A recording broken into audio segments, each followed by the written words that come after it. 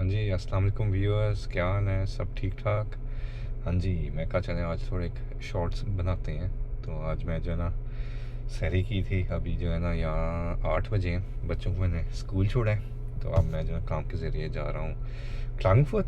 ये जो ना वियना से कोई 4 घंटे की ड्राइव है, और इन बिटवीन मैंने वो चार्जिंग भी करनी है गाड़ी की, तो या 2-2 घंटे का मैं स्प्लिट कर लूँगा और आराम से जाऊँगा। तो आज ट्रेनिंग देनी है, पार्टनर है मेरा जिसके साथ हम काम करते हैं, उनको जो ना अपडेट करना है। 4 घंटे की ट्रेनिंग होगी, so I will update you accordingly. तो wish me best of luck. रोज़ा रखा है, so will be a tough day, but इंशाल्लाह मज़ा आएगा। तो व्यूअर्स, कल हमने सेकंड एपिसोड भी रिलीज़ कर लिए, सो मंडे के मंडे हम इंशाल्लाह आपको जो है ना नई नई एपिसोड्स निकालेंगे आप लोगों के लिए। तो प्लीज़ फॉलो अस, सब्सक्राइब करें, लाइक करें, कमेंट करें, अपना फीडबैक दें। And thank you for the support.